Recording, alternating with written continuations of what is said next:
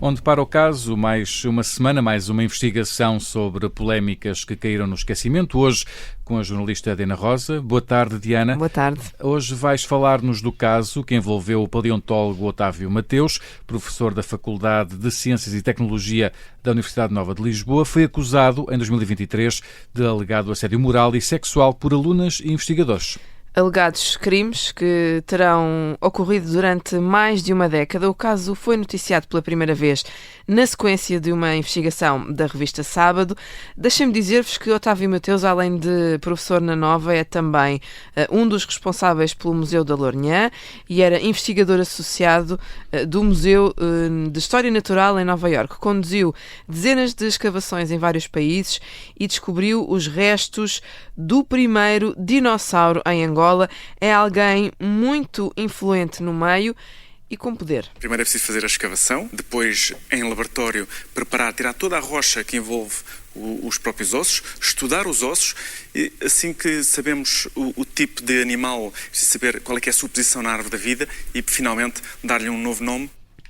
Esta voz que ouvimos aqui é de Otávio Mateus. Ora, como dizia, foi noticiado em abril de 2023 que o professor era alvo de várias denúncias, tanto de alunos como de colegas. A universidade abriu um inquérito depois de 8 pessoas terem denunciado os alegados assédios. O caso saiu do silêncio quando um investigador holandês, Dan Wolthius, publicou uma mensagem no Facebook dirigida a Otávio Mateus. Dizia assim: devias ter vergonha do que fazes. Abusas do teu poder para assediares mulheres sexualmente, sem consentimento. Eu não voltarei a trabalhar contigo e apelo a outros que saibam disto que façam o mesmo que eu.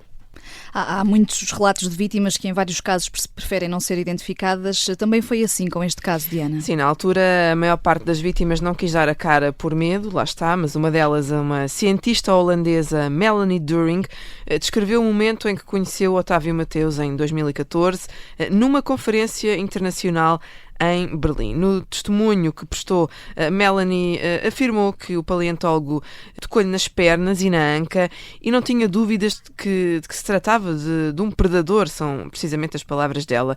Recusou-se depois a participar em eventos em Portugal para não ter de se cruzar com Otávio Mateus. No X, Melanie escreve que levou 9 anos a ganhar confiança para falar e sabe que há muitos outros que não têm ainda uma boa posição na carreira, entende-se, para denunciar os casos abertamente. Para a cientista, Otávio Mateus deve enfrentar as consequências. A investigação jornalística foi partilhada por vários profissionais da comunidade científica, homens e mulheres, principalmente no estrangeiro. Muitas dessas pessoas que conheceram de perto o paleontólogo apelaram para que fosse feita justiça. Numa das publicações, Leila Mateus, que diz ser prima de Otávio Mateus, alega ter sido vítima de assédio quando tinha 21 ou 22 anos. Também numa carta recebida pela universidade são descritos momentos em que o professor alegadamente apalpou as alunas na zona pública, sentou-as no colo e chegou a fazer convites a uma colega para passarem a noite num hotel. São também relatados favores académicos e compra de viagens em troca de silêncio sobre as suas investidas. Ricardo Araújo, professor universitário noutra instituição, conhece Otávio Mateus há mais de 20 anos, disse ao Correio da Manhã em 2023 que a conduta do colega era a de um predador sexual e que foi testemunha disso mesmo em várias ocasiões. Eu lembro-me, por exemplo, de ver ele literalmente a tentar beijar uma rapariga. Eu vi isto com os meus olhos. Depois de divulgada a reportagem, Otávio Mateus foi afastado do projeto Paleo Angola e também do Museu de História Natural de Nova Iorque. Foi ainda proibido de participar em várias conferências no estrangeiro. As repercussões internacionais, digamos, foram muito maiores do que as que sofreu em Portugal. Diana, na faculdade, na Nova, em Lisboa, a vida seguiu normal para Otávio Mateus? Precisamente há um ano, dito em dezembro, a Universidade Nova de Lisboa fazia saber que ainda não havia qualquer conclusão ao inquérito de disciplinar instaurado sensivelmente 8 meses antes, garantindo que Otávio Mateus não ocupava cargos na faculdade, mas continuava a integrar algumas comissões. Ora, dos 11 estudantes orientados por ele, 10 pediram para mudar de orientador, o único que não pediu era familiar. Mas no início deste ano, 2024, a Universidade Nova de Lisboa suspendeu o professor durante 90 dias e comunicou ao Ministério Público as queixas que chegaram ao portal de denúncias da instituição. De acordo com informações que apuramos junto de fontes ligadas à Universidade, em 11 meses foram recebidas 16 denúncias, 4 de assédio sexual, 8 de assédio moral, uma das duas, ou seja, assédio sexual e moral, e 3 de discriminação. Destas 11 denúncias, 3 foram arquivadas e 2 deram origem a processos crime, um deles tendo Otávio Mateus como destinatário. E como é que este processo se desenvolve a partir deste ponto, Diana? O Ministério Público abriu uma investigação a Otávio Mateus, precisamente no início deste ano. De acordo com o que apuramos, o processo ficou a cargo do Departamento de Investigação e Ação Penal de Almada. Já lá vamos ao processo do Ministério Público. Antes falamos das queixas que chegaram recentemente ao Observador. Fontes relacionadas com a Universidade Nova de Lisboa queixam-se que Otávio Mateus voltou às atividades letivas e passo a citar: "Passeia-se pelo campus como se nada fosse." Fim de citação. Esta testemunha que nos contactou relata indignação com o regresso do paleontólogo às aulas. Não é a única, também a Observador, uma fonte da universidade, confessa que não percebe como é que, perante tantas denúncias, nada acontece. Adianta que Otávio Mateus está neste momento a lecionar uma disciplina de primeiro ano, que faz parte do programa de todas as licenciaturas da Faculdade de Ciências, que se chama, esta disciplina, Competências Transversais de Ciências e Tecnologias. É uma cadeira que inclui uma componente de ética e deontologia. Ora, esta testemunha também não pediu para não ser identificada. Há outra novidade: o nome de Otávio Mateus foi este mês escolhido para presidir ao Conselho Científico da Associação Geoparque Oeste, com um mandato de 3 anos. E, Diana, questionaste a Universidade Nova de Lisboa sobre as diligências internas em curso e o regresso do professor às aulas. Qual é que foi a resposta? A Universidade foi parca em palavras, diz-nos apenas que, terminado o processo de suspensão de 3 meses e não havendo qualquer indicação contrária, o docente está obrigado a retomar as obrigações contratuais. Acrescenta a instituição que está a aguardar neste momento o desfecho do processo, sendo que agirá de acordo com os termos que forem definidos. Foi esta a resposta. Quanto ao Ministério Público, voltamos então agora ao Ministério Público, confirma-nos que o processo foi arquivado recentemente. É-nos dito ainda que o arquivamento resultou da falta de queixa das alegadas vítimas, ou seja, as alegadas vítimas queixaram-se de facto à Universidade, mas não diretamente às instâncias judiciais, e como o assédio não é crime público, depende de uma queixa formal para avançar, ou seja, os procuradores não podem fazer nada. Tentámos contactar Otávio Mateus por telefone e por e-mail, respondeu-nos precisamente por e-mail na véspera de Natal, no dia 24 de dezembro. O paleontólogo recusou-se a prestar declarações pormenorizadas sobre este caso, diz apenas ter sido alvo de falsas acusações e acrescenta que só responde em sede própria.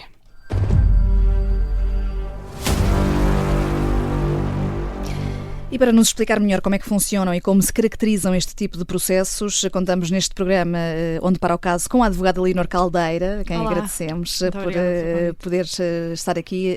Leonor, muito boa tarde. Como ouvimos aqui a Diana Rosa explicar, o Ministério Público arquivou este caso por falta de queixa das vítimas. É que há aqui uma diferença entre o inquérito disciplinar e uma investigação na Justiça, principalmente pela natureza deste crime, que não é público, é isso? Exatamente.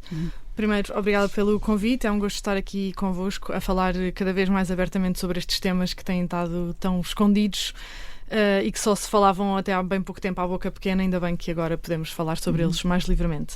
De facto é verdade, ou seja, é como se fossem duas arenas diferentes. Uma é a arena disciplinar, em que o professor, enquanto no fundo é um funcionário público, tem um vínculo laboral com a universidade, e a universidade tem poder disciplinar sobre o seu trabalhador, digamos assim, em termos simplistas.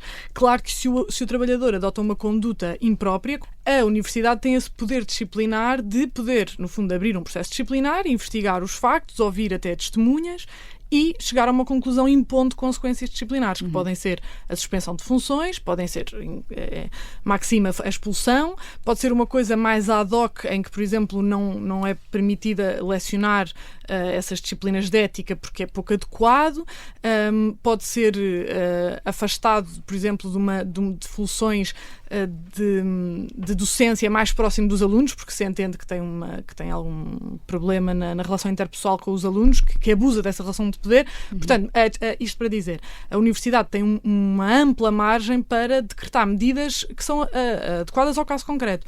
Isto não tem nada a ver com a arena, digamos assim, criminal, a arena da justiça criminal. E aí, de facto, o que a lei processual penal nos diz, o que a lei penal nos diz, é que os crimes de natureza sexual, fora a violência doméstica é o único cenário em que os crimes sexuais podem ser um crime público e, portanto, um crime que qualquer pessoa pode denunciar e iniciar o procedimento criminal. Assim como a violação.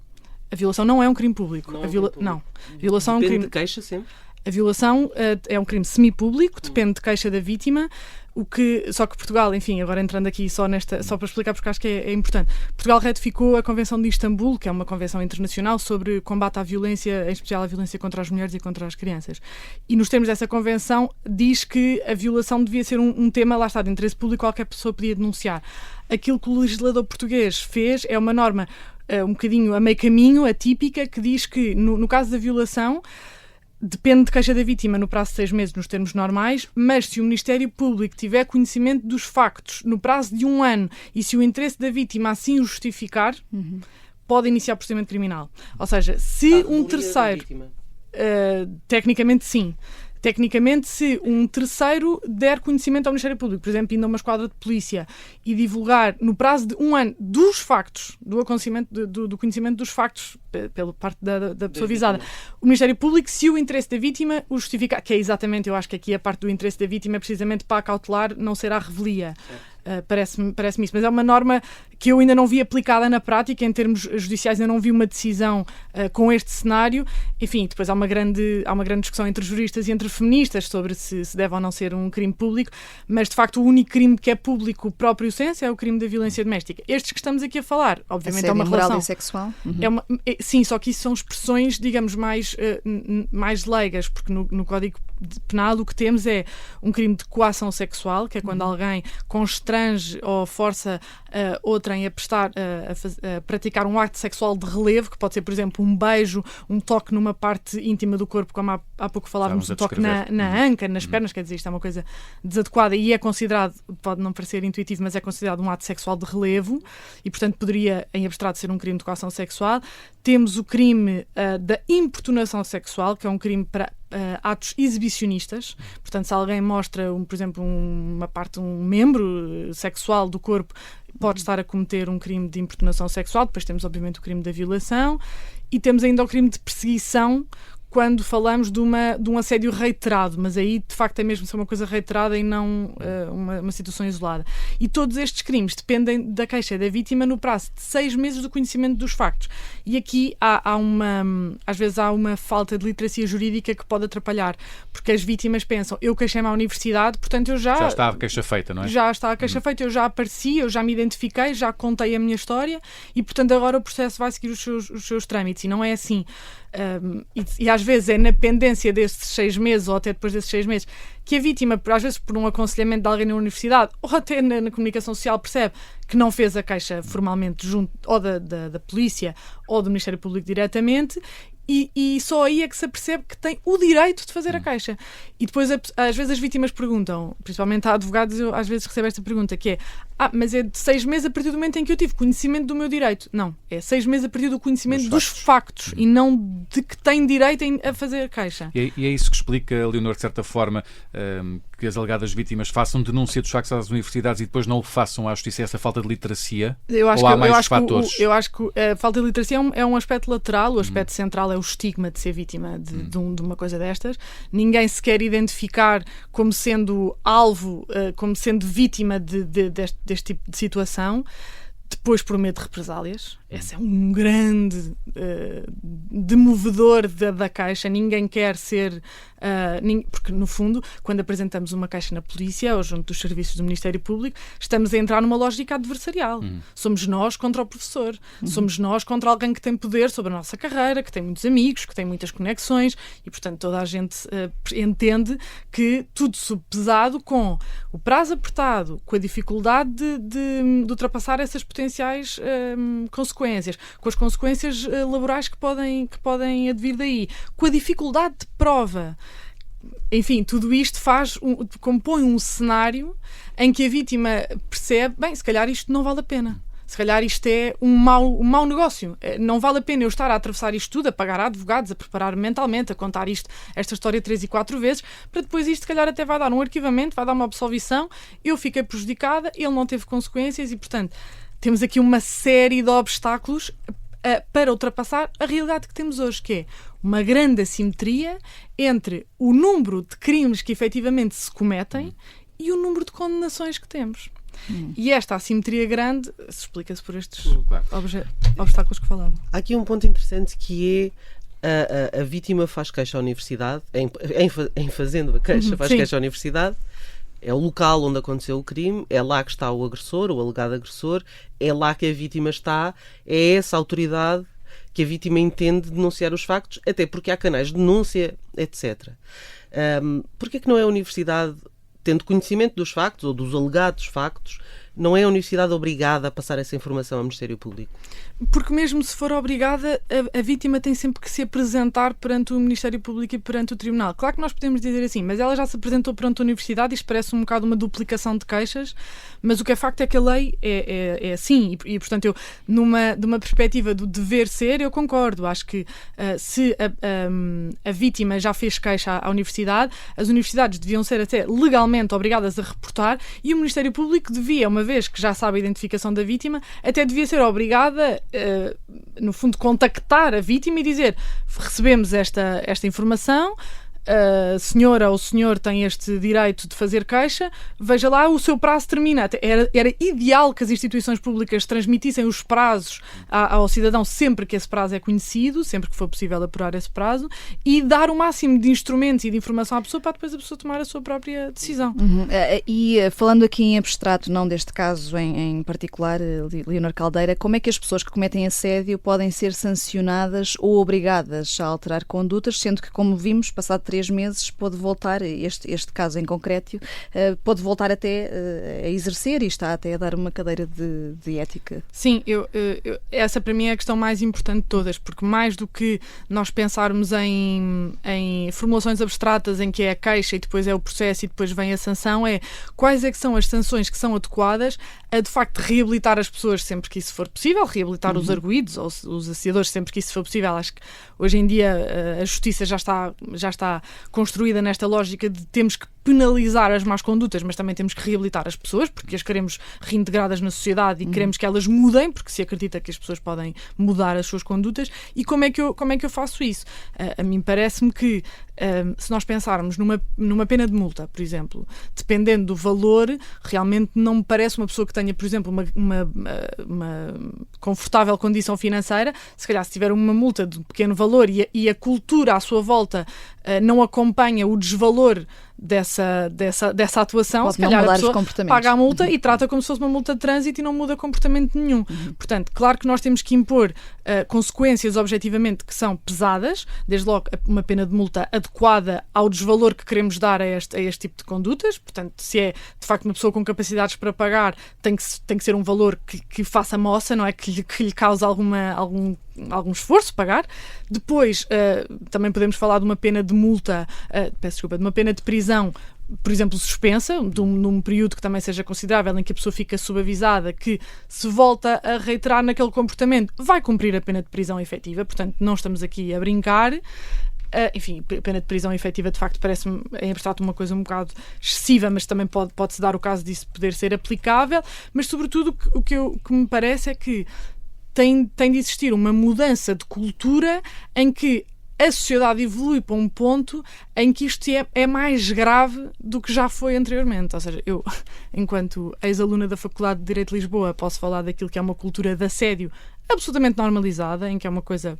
Mesmo eu, enquanto aluna, há 10 anos, lembro-me de ser, enfim, eu enquadrava, eu feminista já, super consciente destas matérias, achava que pronto, era assim a cultura da universidade, é assim que as pessoas se tratam, é assim que é normal, é assim que os alunos crescem e são instruídos, e hoje, 10 anos envolvidos, penso, não, há coisas que eram uma loucura e que não podem ser aceitáveis.